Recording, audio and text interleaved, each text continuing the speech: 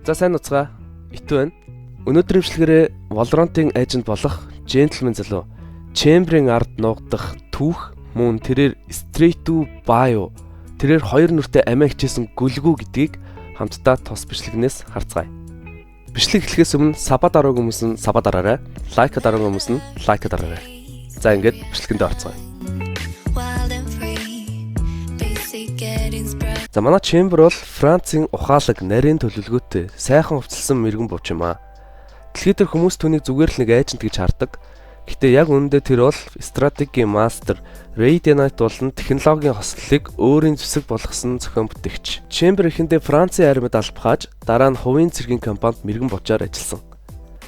Дараа нь Ван улсын батлан хамгаалах хөтөлбөрт ажиллаж, зэвсгийн ахлах зохион бүтээгч болсон юм. Түүний нэрийн хуудсан дээр хүртэл Vincent Fabron ахлах зэвсгийн дизайнер гэсэн бичээстэй байдаг. Тэгэхээр түүний жинхэнэ нэрийг Vincent Fabron гэдэг байна. Chamber-ын бүтээсэн зэвсгэд бол түүний жинхэнэ нэрийн хуудас усан зүйлс байдаг.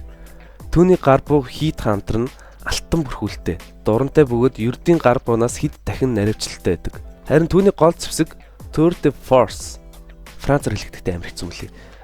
Tour de Force Дэвцээд юм билээ би сайн мэдэхгүй. Зөв Tour de Force гэншч. За Tour de Force бол Ray Knight-аар ажилладаг мэрэгэн буучийн буу. Яа ингэж юм ярина гэдэг чи ямар авир хэцүү юм бэ яа. Зүгээр тоглоод хараагаад байжсан хамаагүй дээр мэн. Chamber-ийн бас нэг аимшигтай чадвар бол телепорт. Жижиг төмөр карт тавиад тэр мөчийн дотор өөрийн байрлалыг сольж чадна. Гар хүзүүн дээрх алтан шивээс нь зүгээр нэг чимэг биш. Энэ бол нано технологи. Түүний буу төхөөрөмж бүгд тэр шивээсээр дамжин ажилдаг. Харин трейдмарк төхөөрөмж нь жижиг робот хэлбэртэй тэр нь дайсны хөдөлгөөнийг илрүүлж тодорхой радиус дотор удаашруулсан талбар үүсгэдэг. Гэхдээ Chamber бол зөвхөн зэвсгийн мастер биш. Тэр бол маш нууцлаг, маш хуурамч дүртэй, маш их төлөвлөгөөний дагуу хүн. Fracture бол Chamber-ийн хамгийн гол, хамгийн нарийн оролцсон газрын зураг.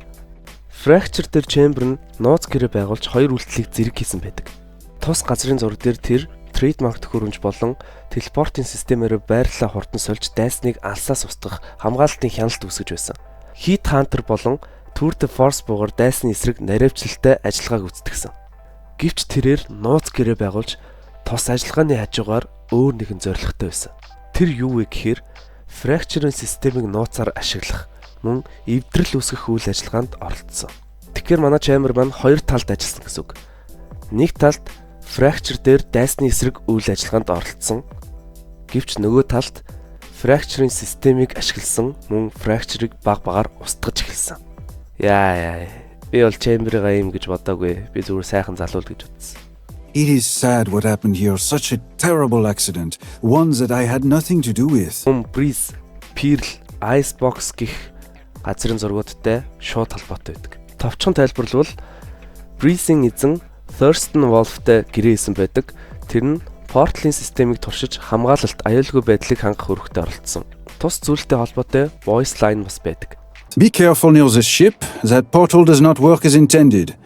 Such a bad investment. Харин Pearl дээр тэр эрдэмтдийг хамгаалах газар нутгийг хянах үүрэгтэй оролцсон. Icebox дээр бол Chamber-ийн оролцоо нь технологи Ray Knight судалгаанд төвлөрсөн байдаг. Бусад айжентуудтай харилцах харилцаа нь маш сонирхолтой. Chamber нь багийнхантайгаа харилцахдаа дандаа нууцлаг, заримдаа өдөө хатгаж сэтгнэх маягаар харагддаг. Бусад эйжентүүд түүний талаар юу гэж боддгийг одоо ярилцгаая. Brimstone Chamber-ыг багт авчирсан гол хүнч түүнд бүрэн итгэдэггүй. Тэрээр нэгэн удаа чи бол яг л миний нөгөө тал шиг гэж хэлсэн байдаг. Энэ нь Brimstone Chamber-ыг маш хэрэгтэй гэж үздэгч нөгөө талаараа маш аюултай гэж үздэг. Time to trust me, Brimstone. Viper мөн Chamber-тай харилцахдаа маш болгоомжтой харилцдаг. Chamber Viper-тай хэд удаа сэтгнэж бүр болзоонд өрж байсан. Харин Viper шууд татгалзаж зөвхөн ажилдаа төвлөрөхийг шаарддаг. Гэсэн ч нэг талаараа Viper түүний дур булаан занг хүлээн зөвшөөрсөн сонирхолтой. Viper, don't pretend you're not happy to see me. You're smiling on the inside, I know it. Reyna. Chamber нэг хэсэгтээ Reyna-тай ижил зоригтой мэт байсан. Неоны хүчийг өөрийн зорилгод ашиглахыг тэр санаачилж, Reyna-ч түүнийг дэмжсэн шинжтэй. Гэвч хожим өөрийн сэтэл буруу байсныг ойлгож, Chamber Reyna-аас уучлалтгүйсэн. Гэсэн ч Reyna чамаас сайн зүйл хүлээхгүй гэж түүнд хэлсэн. Reina, I must say how nice it is to work with you. It is so hard to find partners with your experience. Нён. Чембер Нён хоёр харилцаа хамгийн хурц.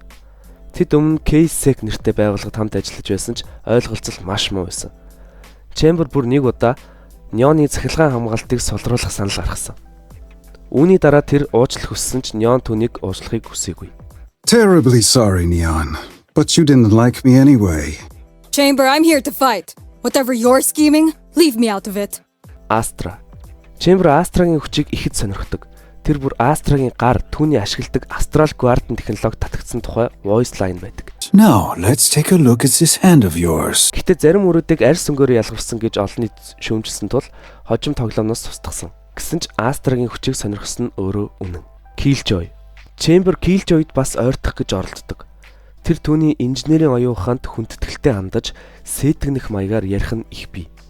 Гэхдээ Killjoy түүнд бүрэн итгэдэггүй. Killjoy, I could never wear that jacket, but on you, superbe. Chamber, about that nanotech for your guns, do you, have any extra, or... Cypher. Чембер Cypher-тай ярилцахдаа ч заримдаа хошигнон, заримдаа ноцтой ханддаг. Cypher бол бүхнийг хардаг, бүхнийг мэддэг хүн. Чембер түүнээс өөрийгөө нуухыг оролддог ч Cypher түүний нууцыг олж мэдхээс буцахгүй нэг. Be careful with my secret, Cypher. It is better, I think, if we stay friends. With me, Chamber. Your eyes, my cameras. We make a good team. Sova. Чембер Совад нэг удаа чи хитрхи шулуун шудраг хүн гэж шоглож байсан. Сова түүний яг эсрэг тал шиг. Чембер бол нууцлаг, худал хуурмаг, төлөвлөгөөтэй. Харин Сова бол үнэнч шудраг. Тэдний харилцаа хөвчлэн энэ ялгаанаас үүдэлтэй. Sova, now here is a man of principle. But you have broken rules before, yes? Ah, of course you have. Chamber, you are a good shot. But when you can bounce your bullets off the wall, then I'll be impressed. KO. Чембер KO-тэй ярихдаа бас л өдөө хатхан гайстай ярьдаг. KO хүний сэтгэлд автахгүй машин боловч Чембер түүнтэй ч гэсэн тоглоом идэг. KO, you are so industrial, it's a good look. But if you need something more upscale, I have many ideas. Yoroo. Yoroo болон Чембер хоёулаа өөр хөрөө зөрүүд хүмүүс. Чембер Yoroo-гийн хүчийг сонирхож заримдаа өдөө хатгадаг. Yoroo ч өөрөө түүнийг тоохгүй мэт мөртлөө хажуугаар нь дууга зүрдэггүй. Bonjour, Yoroo. Your sunny demeanor is blinding as always. Мөн тэрээр ирэм хамаагүй бүгдэнтэй сэтгэнэж харцдаг байсан. Яагаад тэгж байна гэхээр Чембер бол Франц хүн. Мөн тэрээр өөртөө итгэлтэй заримдаа албаар сэтгэнээр ирж хошигндог байсан. Эдгээр бүх харилцаанаас харахад Чемберийн баг доторх байр суурь нь маш өвөрмөц. Тэр бүхэнд сэтгэнэн, бүхэнд итгэл төрүүлнэ. Гэхдээ үнэндээ хинт ч бүрэн итгэдэггүй. Энэ л түүнийг Valorant протокол дэх хамгийн нууцлаг, хамгийн сонирхолтой ажент болгож байна. Тэгэхээр эцсийн дүгнэлт бол Чембер нь Францын мэрэгэн буч, стратегийн мастер, дайснуудаа наривчлалтайгаар хосдгож, багийнхнаа өөрийн инээмсэглэл, нууцлаг зангаар байнга төөрөлдүүлдэг хүн юм. Тийм ээ, тэр бол Vincent Fabron. Бичлэг таалагдсан бол like and subscribe. Мөн дараагийн бичлэг дээр ямар ажентын түүхийг оруулмаар байгаагаа комент хэсэгт үлдээгээрэй.